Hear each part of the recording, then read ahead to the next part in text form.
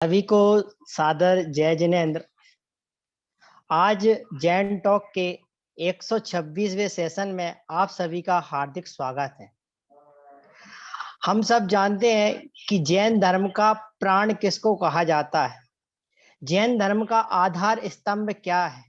अगर किसी से भी पूछा जाए कि जैन धर्म का आधार स्तंभ क्या है और जैन धर्म को सभी दर्शनों से भिन्न कराने वाला ऐसा अनेकांतवाद सिद्धांत, उसके प्रस्तुतिकरण के लिए आज हमारे सामने आदरणीय डॉक्टर वीर सागर जी उपस्थित हैं।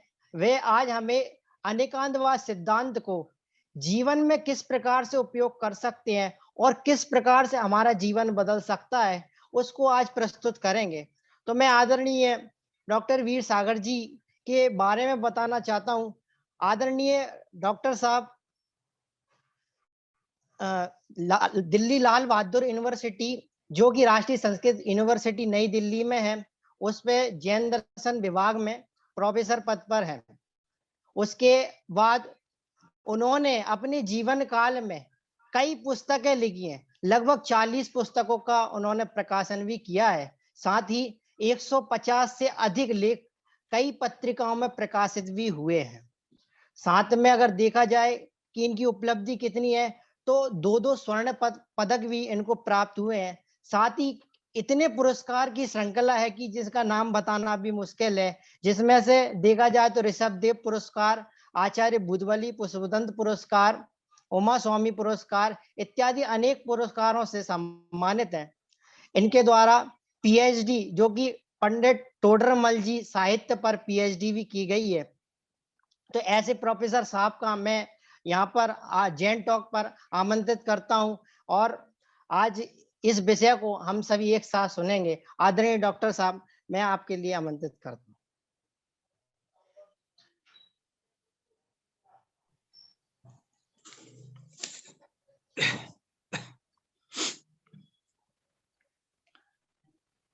जेण बिना लोग सभी व्यवहारो संवहारणे वही तस् भुवनिक गुरुणो नमो अणेगंतवायस।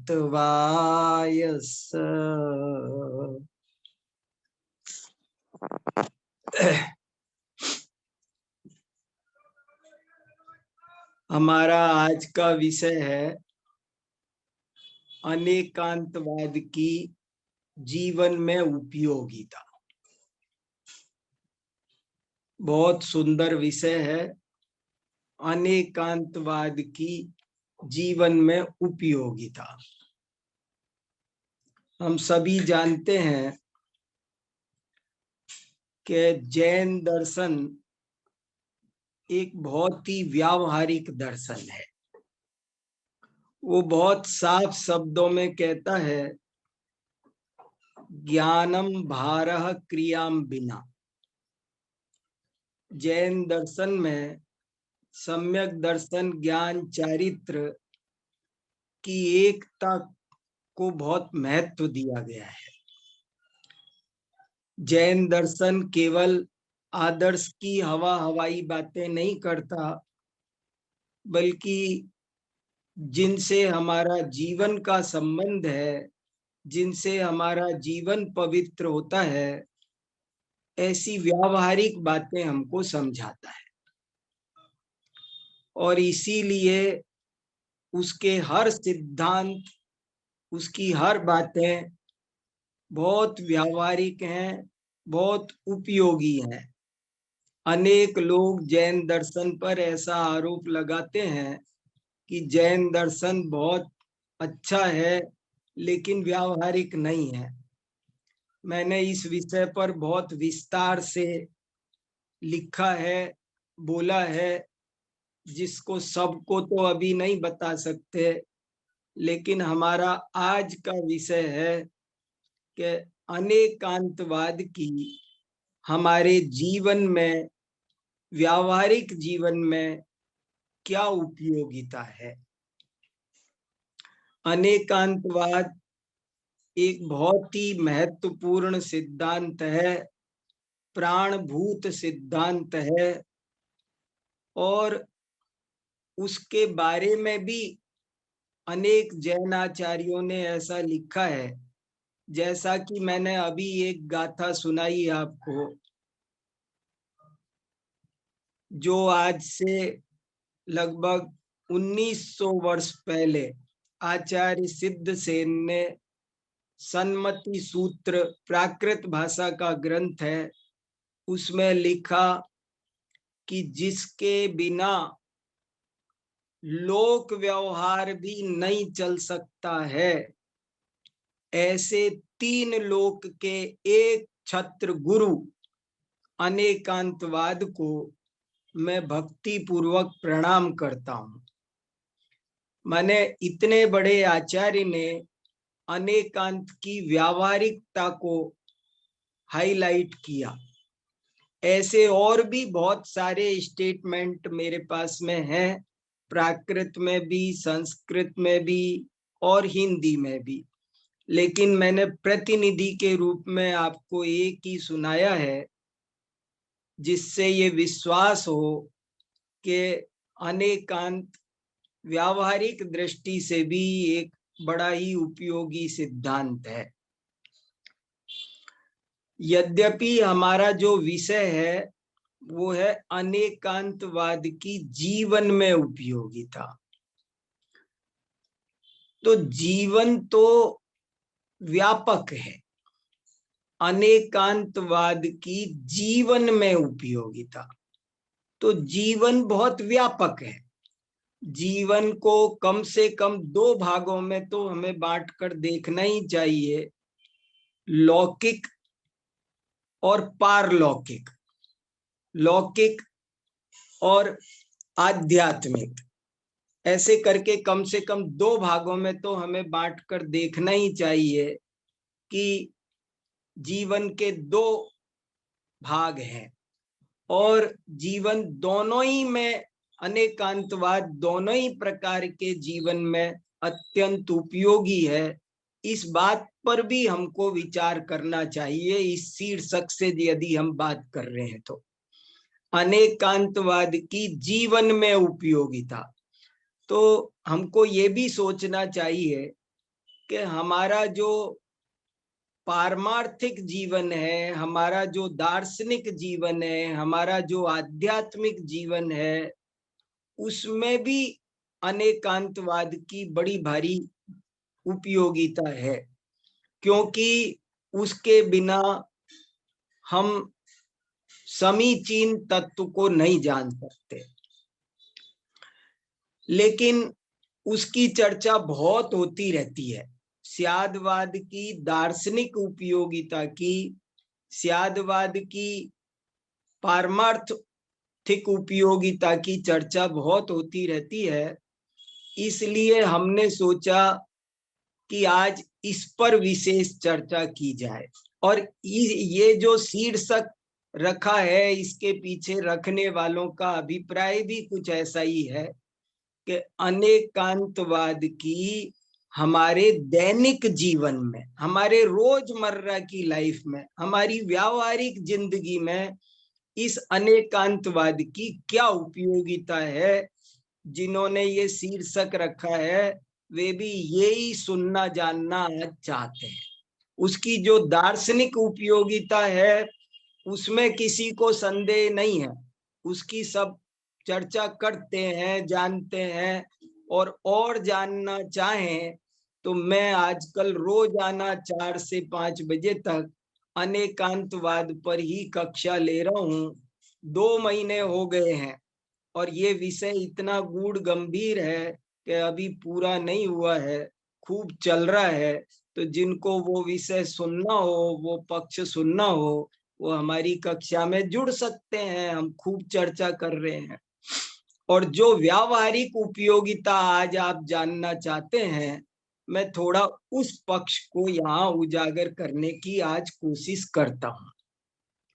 देखो भैया, बात क्या है, अनेकांतवाद क्या है, स्यादवाद क्या है, इसको हम समझें तो अपने आप समझ में आएगा कि अनेकांतवाद की व्यावहारिक जीवन में क्या उपयोगिता है।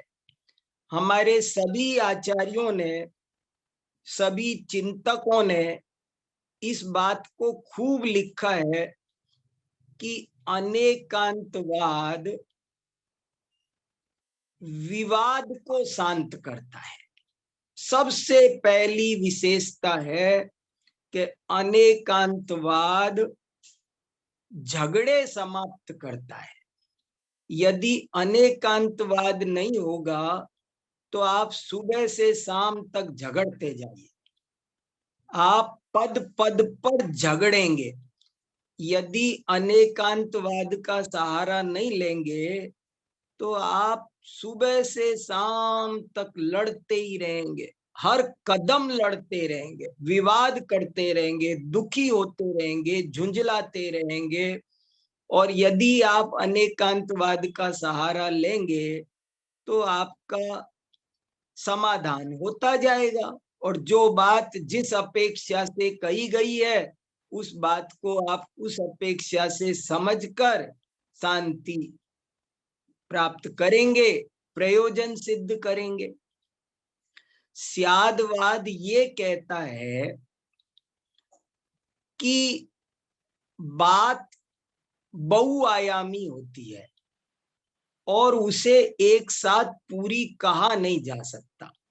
वो जटिल होती है, जटिल होती है, बहुत जटिल होती है। संसार की किसी भाषा में ये शक्ति नहीं है कि पूरे आयामों को एक साथ प्रकाशित कर सके। ये पॉसिबल ही नहीं है। जिसको सही बात कहना है, सही बात सुनना है, उसे पहले ये मानकर चलना पड़ेगा कि पूरी बात एक साथ कही नहीं जा सकती। महात्मा गांधी ने एक पुस्तक लिखी है, सत्य के प्रयोग। उस पुस्तक में उन्होंने लिखा है कि एक नंबर के सत्य को बोला नहीं जा सकता, जब भी बोला जाएगा तो 2 नंबर का सत्य बोला जाएगा। पूर्ण सत्य कभी बोला ही नहीं जा सकता, इम्पॉसिबल। और इसीलिए उन्होंने ये लिखा, ट्रुथ इज गॉड। बोले जो सत्य है, पूर्ण सत्य, वो तो ईश्वर है। और आप, ये उस ईश्वर की बात नहीं है, ये तो कण कण वस्तु स्वरूप के ईश्वर की बात है कि पूर्ण सत्य तो जाना जा सकता है, पूर्ण सत्य को जाना जा सकता है पर कहा नहीं जा सकता। ये भाषा का स्वरूप है। स्यादवाद का संबंध बहुत ज्यादा भाषा से है।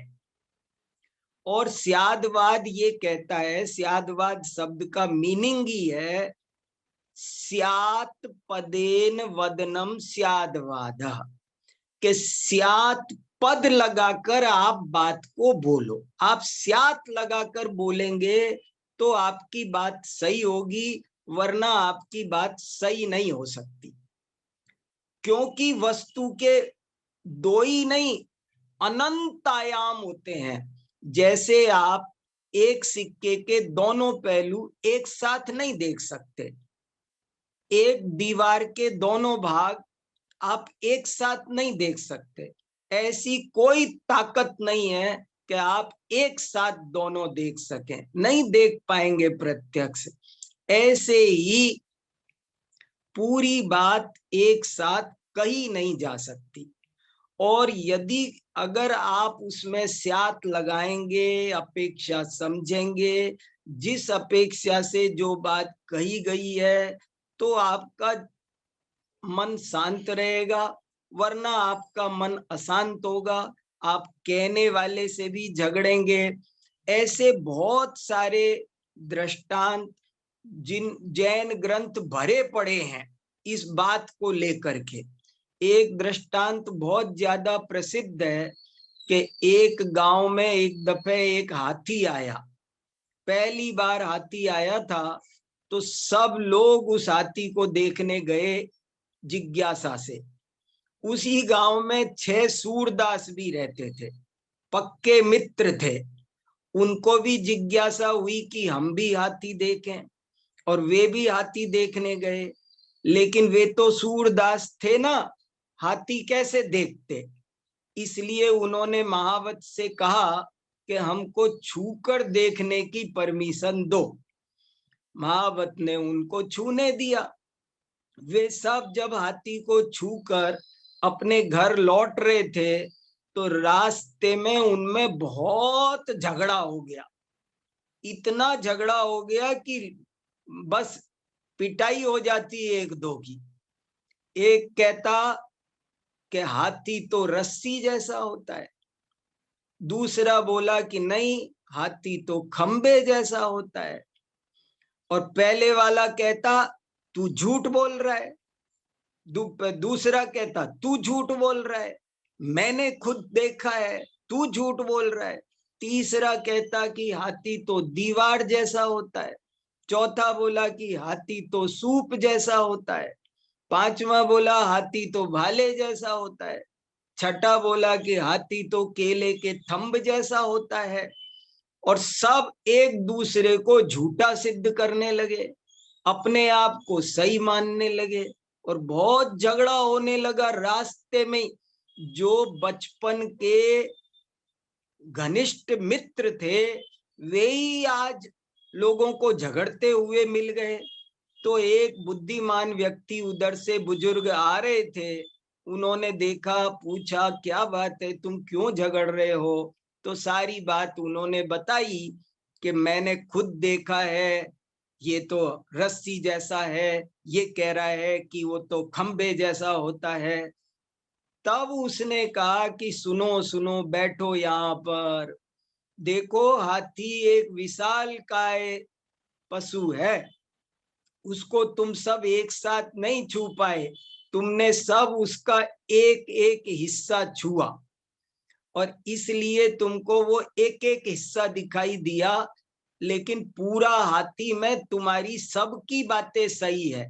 अगर तुम ऐसा कहो कि हाथी पूंछ की अपेक्षा रस्सी जैसा होता है तो तुम्हारी बात ठीक है, विवाद खत्म।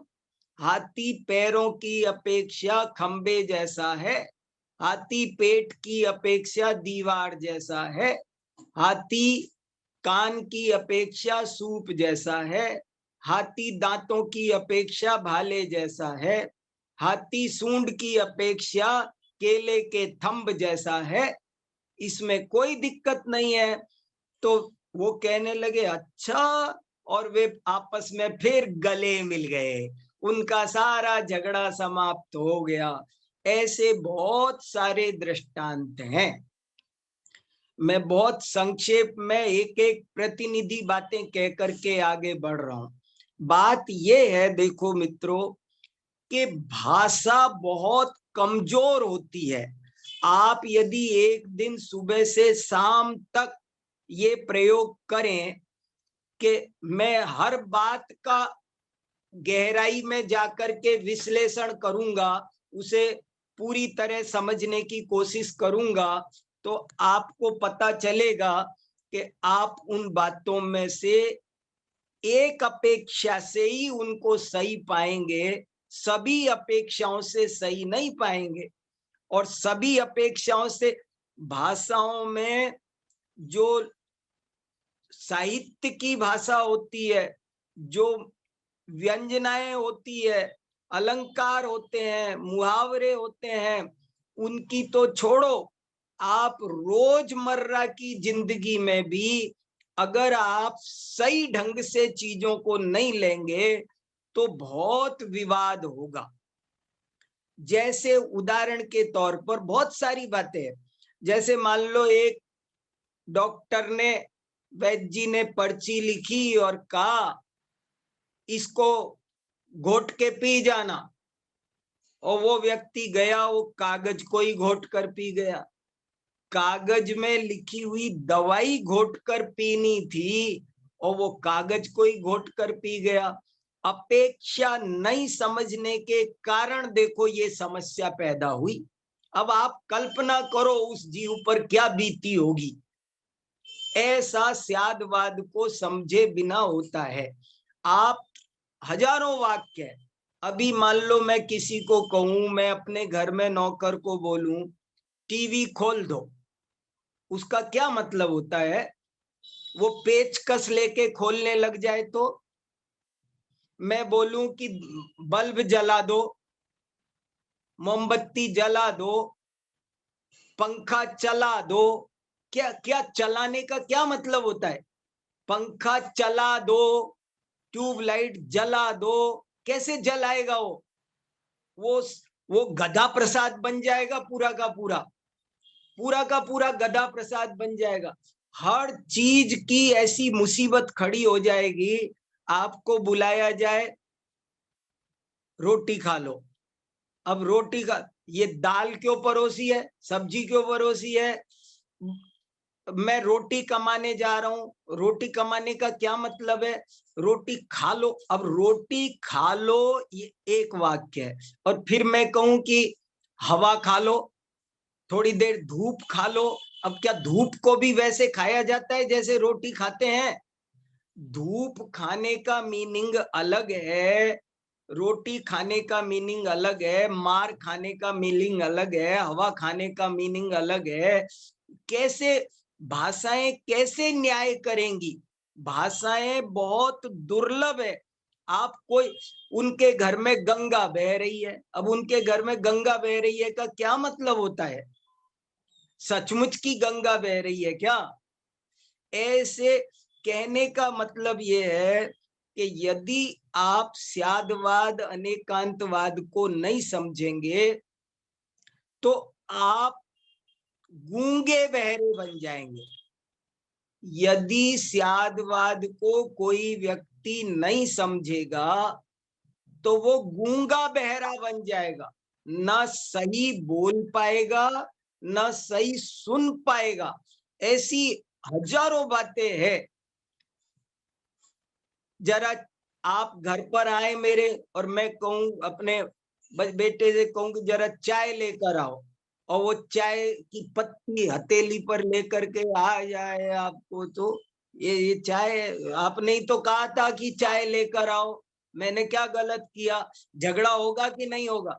आपने कहा था चाय लाओ, वो कह रहा है मैं तो चाय ही लेकर आया हूं, अब मैं कहाँ गलत हूं?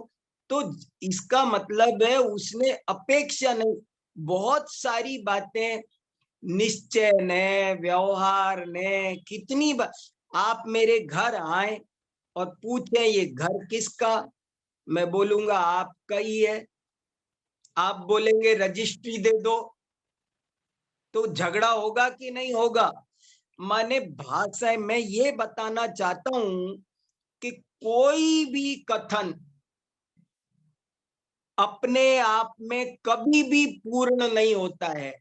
वो बहुत फिर से कोई भी वाक्य, कोई भी कथन अपने आप में कभी भी पूर्ण नहीं होता है। एक भी कथन, आप एक वाक्य बोलकर ऐसा बताओ मुझे कि जो 100% सही हो। 100% सच कोई भी वाक्य नहीं होता है। और ऐसे ही हमारे आचार्यों ने कहा है कि 100% झूठ वाक्य भी कोई नहीं होता है। आप ये दो स्यादवाद का सार दो पंक्ति में मैं बोलूं तो वो ये है कि संसार का कोई भी वाक्य 100% सही नहीं होता। दुनिया का एक भी वाक्य ऐसा नहीं है जो 100% सही हो, और दुनिया का कोई भी वाक्य ऐसा नहीं है जो 100% झूठ हो। यदि ये मंत्र आप समझ लेंगे तो आपका व्यावहारिक जीवन उज्जवल हो जाएगा, सारे झगड़े मिट जाएंगे, सारा आग्रह मिट जाएगा, आप शांत हो जाएंगे। आप किसी के साथ मतभेद भी होंगे तो आप शांत रहेंगे, मनभेद नहीं रखेंगे। ये बहुत, इस वाक्य को समझाने में मुझे बहुत समय चाहिए। मैंने बहुत एक्सरसाइज की है, मैंने बड़े हजारों सेंटेंस लगा लगा कर देखे हैं कि दुनिया का कोई भी वाक्य ऐसा नहीं है जो 100% सही हो, और दुनिया का कोई भी वाक्य ऐसा नहीं है जो 100% झूठ हो। जब इस बात को आप स्वीकार कर लेते हैं तो आप कल्पना करो आपके जीवन में कितना भारी परिवर्तन आ जाता है, कितनी सोच बदल जाती है। और नहीं तो एक एक विवक्षा को पकड़कर बहुत विवाद, सुबह से शाम तक, ऑफिस में, बाजार में, कहीं भी, मैंने बताया ना, आप गूंगे बहरे बन जाएंगे, गूंगे बहरे बन जाएंगे, और कोई काम ठीक से कर नहीं पाएंगे। एक कहानी सुनी होगी ना, बहुत सारी ऐसी बातें हैं कि एक आदमी ने, एक राजा ने एक नौकर रखा, और राजा घोड़े पर बैठकर जा रहा था। नौकर से कहा तुम पीछे पीछे आओ और देखते जाना, साथ साथ चलो। तो वो चलता गया। चलने के बाद जब पहुंचे तो राजा ने कहा अरे मेरी एक चप्पल नहीं मिल रही, गिरी थी क्या रास्ते में? तो बोले हाँ साहब गिरी थी। तो तूने उठाई क्यों नहीं, बताई? आपने कहा था कि देखते चलना, तो गिरी थी, मैंने देख लिया, काम खत्म। अरे भले आदमी, सिर्फ देखना नहीं था, उसे उठाना था, बताना था। अरे साहब ऐसी बात थी क्या? तो बोले हाँ देखो, ये अब थैला लो और अब हम वापस जा रहे हैं, और तुम पीछे पीछे चलना, और कुछ भी गिरे तो उठा लेना। बोले ठीक है साहब, जो भी गिरेगा मैं उठा लूं। पहुंच कुछ गिरा तो नहीं? हाँ महाराज गिरा था, लो। उसने वो थैला राजा के हाथ में दिया, राजा ने थैले में हाथ डाला तो घोड़े की लीद निकली। बोले आपने कहा था घोड़े के पीछे चलो, जो भी कुछ गिरे उठा के इसमें रख लेना। तो ये गिरा था तो मैंने रख लिया। राजा ने नौकर को ड्यूटी पर लगाया कि तुम्हारा काम है इस घोड़े की देखभाल करना। राजा रोज कहे कि जाओ घोड़े को पानी दिखा के लाओ, पानी दिखाने ले जाए, दिखा के ले आए, पिलाए नहीं, और घोड़ा मर गया प्यास के मारे। राजा ने कहा घोड़ा कैसे मर गया? पानी नहीं पिलाया। वो महाराज आपने पानी पिलाने को कब कहा था? आपने तो पानी दिखाने को कहा था। माने स्यादवाद एक बात आपको समझाता है कि जो बात जिस अपेक्षा से कही जा रही है वो बात उस अपेक्षा से समझो, नहीं तो आपके सिर पर संकट ही संकट है। ना आप सही काम करेंगे, ना आप कोई और प्रयोजन, और उल्टे झगड़े और फैलाओ, काम बिगाड़ सकते हो, सुधार नहीं, कोई काम नहीं सुधार पाओगे आप। दाल बनाओ, क्या मतलब होता है इसका? मतलब हर चीज का मीनिंग इतना, अगर आप ठीक से नहीं समझेंगे तो बहुत बड़ी दिक्कत आएगी। हम रोजमर्रा में क्या क्या बोलते, हम बोलते हैं, हम ट्रेन में बैठ करके आते हैं, दिल्ली आ गई, दिल्ली आ गई, दिल्ली आ गई। दिल्ली तो जहां थी वहां थी, ट्रेन आई है। अब मगर ये अब इस बात पे झगड़ा हो सकता है, दिल्ली आ गई। हमारा कोट छोटा हो जाता है, और हमारा कोट छोटा हो गया। अरे कोट नहीं छोटा हुआ, मैं मोटा हुआ हूं, कोट तो जितना बड़ा है उतना बड़ा है। भाषाएं न्यारी न्यारी है। यहाँ दिल्ली में मीठा बोलो तो उसका अर्थ सुगर होता है, गुजरात में मीठा बोलो तो उसका अर्थ नमक होता है। तो कहाँ क्या कहा गया है, किस अपेक्षा से कहा गया है, उस बात को यदि आप समझेंगे तब तो आप फायदे में रहेंगे और प्रयोजन सिद्ध करेंगे, नहीं तो आप काम भी बिगाड़ेंगे और झगड़ा भी करेंगे। देखो और बहुत सा, दुनिया का हर सेंटेंस, मैं फिर रिपीट कर रहा हूं, संसार का एक भी वाक्य ऐसा नहीं है जो 100% सही हो। और संसार का एक भी वाक्य ऐसा नहीं है जो 100% झूठ हो, और ये स्यादवाद का संदेश है। देखो, और देखो आप, मैं आपसे पूछता हूं कि साधु भगवंत को, मुनि महाराज को आहार देना चाहिए कि नहीं? इसमें कोई डाउट है? मुनि को आहार देना चाहिए कि नहीं? बोले साहब क्या ये भी कोई पूछने की बात है? 100% देना चाहिए। मगर मैं ये पूछता हूं, अगर रात हो रही हो तो देना चाहिए कि नहीं? अगर उनका आज उपवास हो तो दिन में भी देना चाहिए कि नहीं? रात में नहीं लेते तब देना चाहिए क्या? और वो दिन में भी यदि उपवास हो आज उनका तो देना चाहिए या नहीं? यदि भोजन अशुद्ध हो तो देना चाहिए या नहीं? हम अशुद्ध हो तो देना चाहिए या नहीं? नहीं देना चाहिए के तो 20 कारण है और देना चाहिए का एक कारण है। लेकिन वो जब भी कोई कथन किया जाता है तो वो मुख्यता से किया जाता है। ये भी बहुत इंपॉर्टेंट बात है। जब भी कोई कथन किया जाता है तो वो किसी प्रयोजन की वजह से मुख्यता से किया जाता है, लेकिन वो बात पूरी की पूरी सदा सर्वथा सही नहीं होती है, सब जगह लागू पड़ेगी ऐसी बात नहीं है। लोग ऐसे बहुत पूछते हैं कि साहब 4 प्रकार के दान होते हैं, उनमें से कौन सा दान अच्छा है, कौन सा दान बड़ा है? लोग ऐसे पूछते हैं। देखो, स्यादवाद की सबसे ज्यादा चर्चा जैन आचार्यों में समंत भद्र आचार्य ने की है।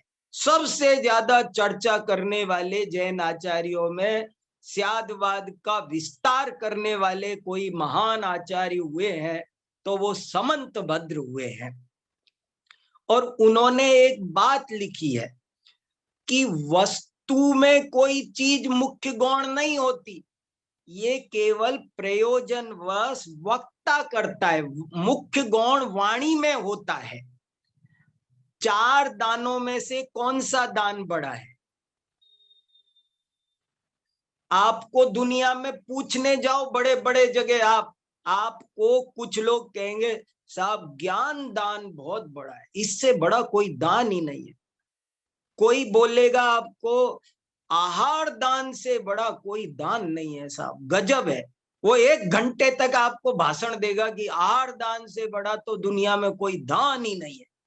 और एक आदमी 2 घंटे भाषण देगा कि ज्ञान दान से बड़ा कोई दान नहीं है।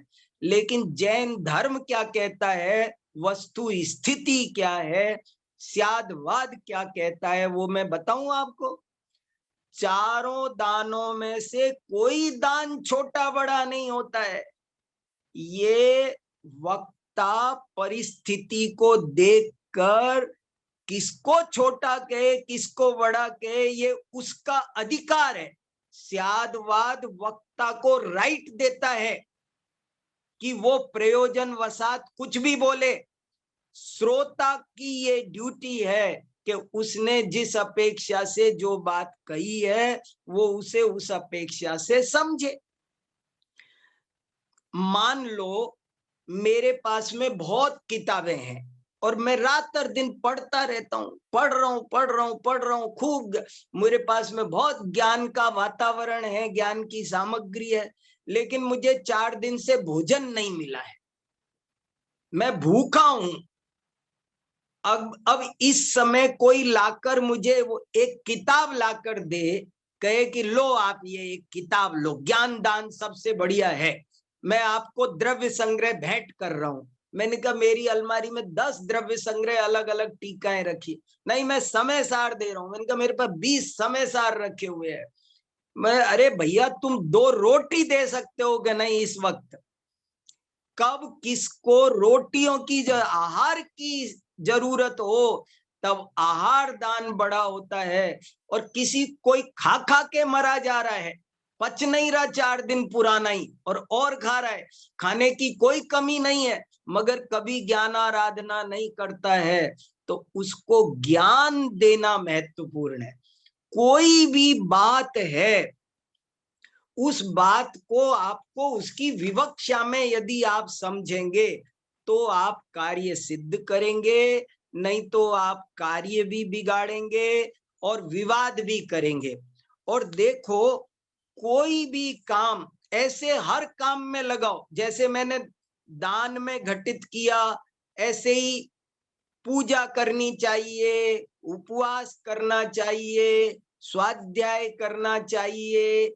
कभी भी हर चीज संसार का एक भी वाक्य ऐसा नहीं है जो 100% सही हो, और संसार का कोई एक भी वाक्य ऐसा नहीं है जो 100% झूठ हो। इस बात को समझने से बहुत शांति आती है और झगड़े समाप्त होते हैं और जीवन का संचालन सुंदर रूप से होता है। देखो, यदि आप स्यादवाद का आलंबन नहीं लेंगे तो आप कोई काम नहीं कर सकते। दुनिया में कोई काम नहीं, एक पल जिंदा नहीं रह सकते, एक पल जिंदा नहीं रह सकते। आप क्लास में नहीं पढ़ सकते, कोई टीचर पढ़ा रहा है तो आप, एक ही रेखा छोटी भी है बड़ी भी है, एक ही संख्या बड़ी भी है छोटी भी है, क्या किया जाएगा? अरे जब जैसी विपक्षा है, व्यापारी दुकान नहीं कर सकता। एक कपड़े का व्यापारी कपड़ा दिखाता है और ग्राहक कहता है ये तो अच्छा नहीं है, इसका रंग ठीक नहीं है। एक कहता है ये तो बहुत अच्छा है, कितना बढ़िया कलर है। व्यापारी किसी की बात का बुरा नहीं मानता, वो सारे कलर रखता है। क्यों? ग्राहक अलग अलग तरह के आते हैं, किसी को लाल रंग पसंद है, किसी को नीला पसंद है, किसी को सफेद पसंद है, और लोग उन्हीं को बुरा भी कहते हैं। तो हम, और देखो, ये तो छोड़ो, देखो, खेल नहीं खेल सकते, सरकार नहीं चल सकती। सरकार में विरोधी दल होता है कि नहीं होता है? विरोधी दल सरकार का सहयोगी होता है या विरोधी होता है? दो दो दोस्त खेल रहे हैं, दो दोस्त बैडमिंटन खेल रहे हैं, तो एक दूसरे को हराने की कोशिश कर रहे हैं। कोई भी खेल खेल रहे हैं तो एक दूसरे को हराने, एक दूसरे के शत्रु हैं या मित्र हैं? दो दोस्त खेल रहे हैं, वे शत्रु हैं या मित्र हैं? यदि मित्र हैं तो हरा क्यों रहे हैं, और यदि शत्रु हैं तो खेल कैसे रहे मिलजुल करके? देखो, ये बहुत विचित्र बात है। आपको कोई भी कथन विरोधी धर्मों को लेकर के बैठा रहता है। इस कमरे में अंधेरा है कि उजाला? एक व्यक्ति कहेगा कि अंधेरा है, एक बोलेगा उजाला है। किसी को, जिसको बारीक हीरे का काम करना होगा, वो बोलेगा यहां नहीं होगा, इस कमरे में अंधेरा है। तो मैं मोटा हूं या पतला, लंबा हूं या ठिगना, मैं ज्ञानी हूं या मूर्ख, क्या क्या किया जाए इनका? बोलो। इन वस्तु परस्पर विरोधी धर्मों को लेकर बैठी हुई है और अनेक अनेक धर्मों को रखकर बैठी हुई। एक दफे घर में कोई विवाह समारोह, कोई कार्यक्रम था, तो एक बच्चा अपनी मम्मी से कहता था मम्मी मम्मी। बहुत सारे बच्चे इकट्ठे हुए। दूसरा बच्चा कहता था मामी मामी, तीसरा कहता था बुआ जी बुआ जी, चौथा कहता था चाची चाची, पांचवा कह रहे ताई जी ताई जी। अब वो बच्चे आपस में झगड़ने लग गए। एक कह रहा है तू इसे मामी क्यों बोल रहा है, ये तो मेरी मम्मी है। दूसरा कह रहा है तू बुआ जी क्यों बोल रहा है, ये तो मेरी मम्मी है। तो सब झगड़ा ही झगड़ा है। यह वस्तु, वो एक बच्चे की अपेक्षा मम्मी भी है, दूसरे की अपेक्षा मामी है, तीसरे की अपेक्षा बुआ है। एक वस्तु में अनंत धर्म रहते हैं और वरना बहुत दिक्कत हो। देखो, दूसरे के विचारों को सुनना, सहन करना, ये भारत की सबसे बड़ी विशेषता है। भारतीय संस्कृति का सबसे बड़ा सौंदर्य है विरोधी से भी प्रेम करना, उसकी बात को भी शांति से सुनना। दुनिया में देखो, अनेकांतवाद की व्यावहारिक उपयोगिता बता रहा हूं। दुनिया में मैंने बड़े बड़े लोग देखे हैं, सब कुछ सह सकते हैं, लेकिन अपने विरोधी को सहन नहीं कर सकते। उसको खत्म कर दो, मरवा दो, पद से हटा दो, निकलवा दो, जहर का प्याला पिला दो, फांसी पर लटका दो, ये धंधे होते हैं। विरोधी को सहन करने की आज लोगों में क्षमता खत्म होती जा रही है।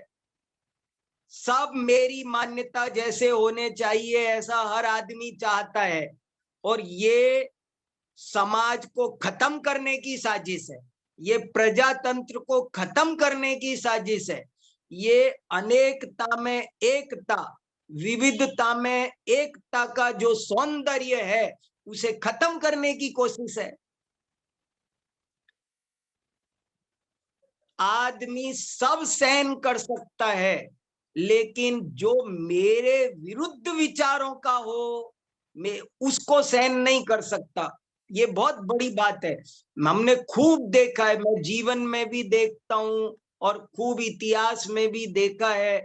लेकिन भारतीय संस्कृति की ये सबसे, कोई मेरे से पूछे ना कि भारतीय संस्कृति की सबसे बड़ी विशेषता बताओ, तो मैं ये बताऊंगा कि भारतीय संस्कृति की सबसे बड़ी विशेषता ये है कि यहाँ पर विरोधी को प्यार किया जाता है। यहाँ मतभेद रखने वाले से मनभेद नहीं रखते हैं। भारत की ये विशेषता है। भारत के ऋषि मुनि ये मानते हैं कि मतभेद विकास का कारण होता है और मनभेद विनाश का कारण होता है। मतभेद विकास का कारण होता है, इसलिए उन्हें रहना चाहिए। लेकिन मनभेद वो विनाश का कारण होता है। स्यादवादी संवाद से बात सुलझाता है, विवाद से नहीं, लात घूंसों से नहीं, हथियार से नहीं। एक आचार्य विद्यानंद मुनि महाराज एक वाक्य बोलते थे बहुत ज्यादा, कि दुनिया में दो ही वाद हैं, एक अनेकांतवाद और दूसरा आतंकवाद, तीसरा कोई वाद नहीं है। बहुत इंपॉर्टेंट वाक्य, पहले बार मैंने सुना तो मुझे लगा कि क्या है, लेकिन धीरे धीरे सोचा तो इसमें बहुत अर्थ भाषित हुआ। दुनिया में दो ही वाद होते हैं, एक अनेकांतवाद और दूसरा आतंकवाद, तीसरा कोई वाद नहीं होता। इसलिए जो व्यक्ति अनेकांतवादी नहीं है वो गारंटी से आतंकवादी है।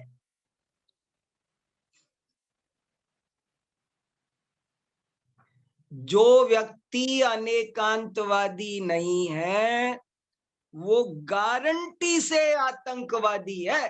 वो दूसरे के विचारों का सम्मान नहीं करता, उन्हें कुचलता है, नष्ट करता है, अशिष्टता करता है।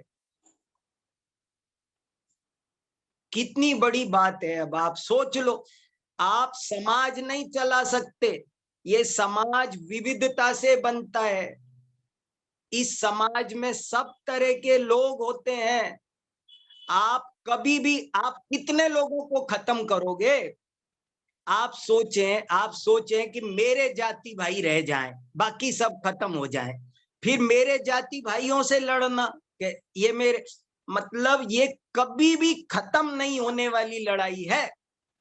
जो इस हाल में खुश नहीं रह सकता वो किसी हाल में खुश नहीं रह सकता। जो इस हाल में खुश रह सकता है वो हर हाल में खुश रह सकता है।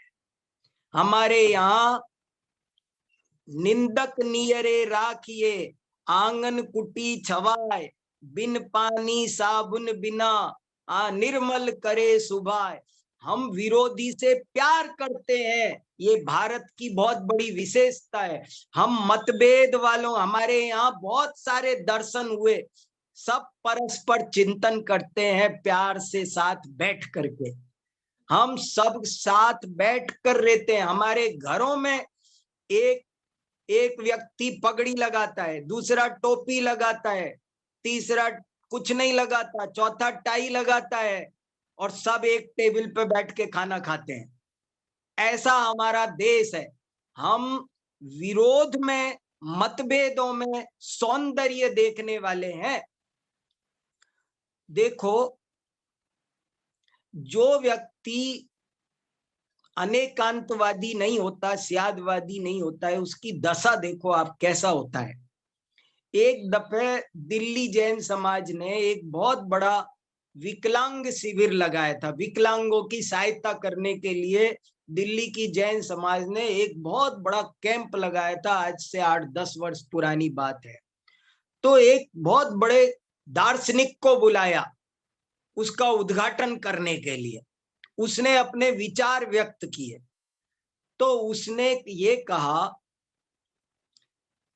देखो भाई, दुनिया में 2 तरह के विकलांग होते हैं, एक शारीरिक विकलांग और एक मानसिक विकलांग।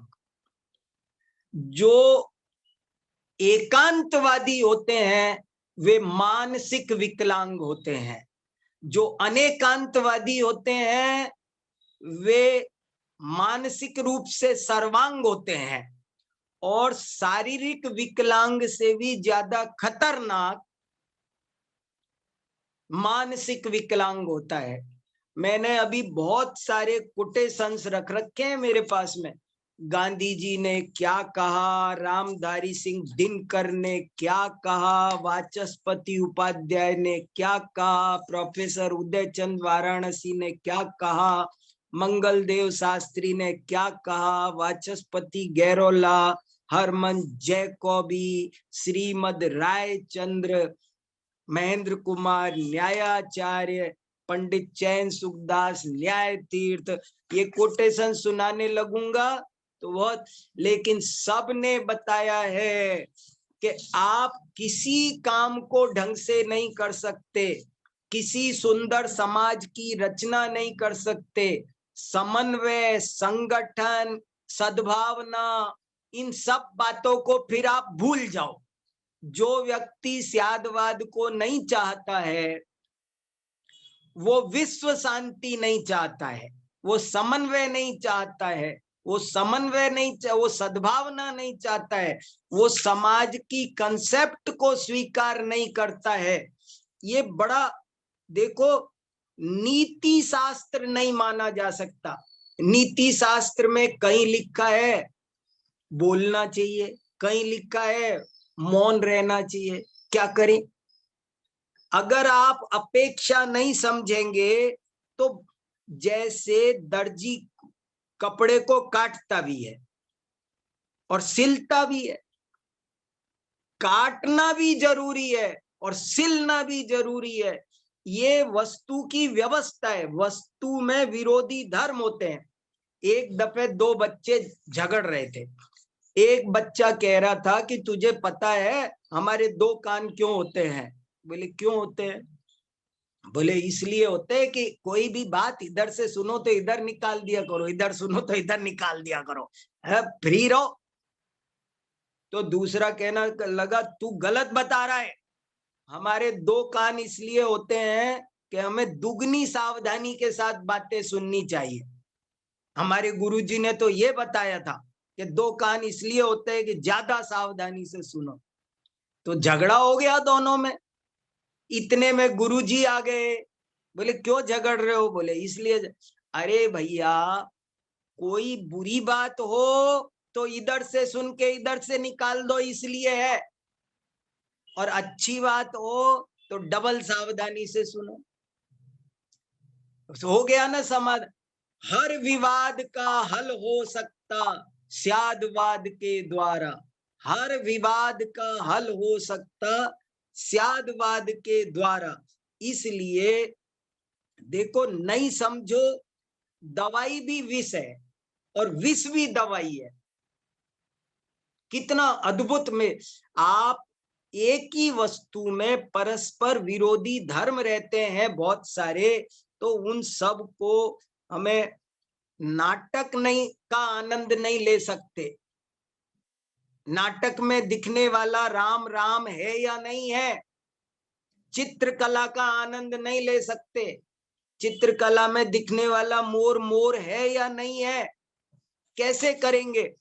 तो इसलिए हर चीज को भाषा ऐसी ही है, भाषा का स्वरूप ऐसा ही है, उसमें पूरी बात एक साथ कहने में नहीं आती है।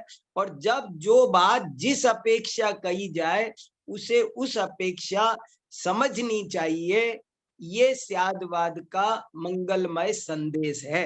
मेरे ख्याल से मैं अब रुक जाता हूँ, बहुत बोल लिया। आप लोग भी तो कुछ बोलेंगे, मुझे पता भी नहीं है क्या करना है। देखो विपुल जी, नील भाई, जी जी रमेश भाई, देखो बहुत भैया। जी जी बहुत सुंदर व्याख्यान हुआ। और आज हमने ये जाना कि अनेकांतवाद कैसा सिद्धांत है जो हमारे जीवन को प्रभावित कर सकता है। और ये भी हमने जान लिया कि अपेक्षाओं का कितना महत्व है। अगर बिना अपेक्षा से अगर हम कोई भी चीज जानेंगे तो विवाद खड़े हो सकते हैं। और साथ में हमने इस व्याख्यान में ये भी जाना कि अगर मत भेद होंगे तो विकास होगा, और मनभेद होगा तो विनाश होगा। तो मनभेद ना करके अगर मतभेद होते हैं तो उससे विचार ही निकलते हैं, और विचारों से नए नए अनुभव और नई नई बातों को जानने मिलता है। तो अनेकांतवाद हमारे लिए बहुत ही महत्वपूर्ण है, ये जीवन में बहुत ही उपयोगी है, ये तो हमने जाना। मैं कुछ प्रश्न करना चाहता हूँ जो हमारे श्रोताओं से आए हुए हैं। तो हाँ, तो एक तो ये प्रश्न है कि आपने कहा था कि कोई भी वस्तु को सिद्ध करने के लिए अनेक धर्म है, अनेक अपेक्षाएं हैं। तो हर अपेक्षा से हम सिद्ध कर सकते हैं? नहीं कर सकते, मतलब। लेकिन जो सर्वज्ञ होते हैं, क्या वे हर अपेक्षाओं से वस्तु को सिद्ध कर सकते हैं? हाँ, जो सर्वज्ञ का सब कथन होता है वह क्या पूर्णता सिद्ध होता है उनका? बराबर बराबर। सर्वज्ञ उसकी सारी विवक्षाएं यथावत जानते हैं। जैसे उदाहरण के तौर पर नींबू कैसा होता है, तो मुंह से बोला जाएगा एक बात, एक उत्तर दिया जाएगा कि भाई नींबू खट्टा होता है, हमको उसके रस से परपज है, तो हम बोलेंगे खट्टा होता है।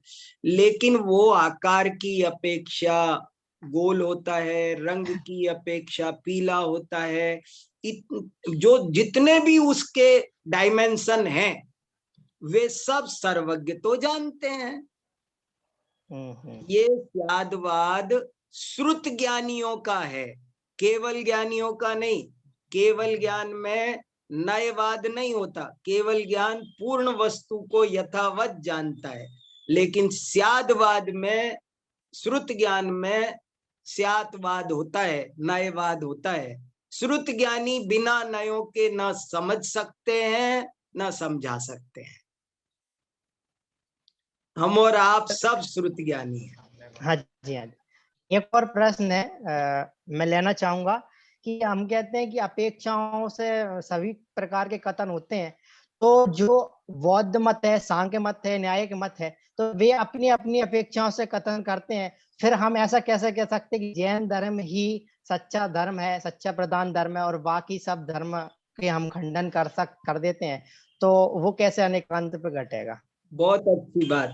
देखो, एक बात जिस अपेक्षा से कही गई हो उस अपेक्षा से समझ लो तो सच है, और अन्य अपेक्षा से समझ लो तो गलत है। ये मत समझना कि स्यादवाद में कुछ गलत नहीं होता है। नहीं होगा तो फिर वो कैसे स्यादवाद बनेगा?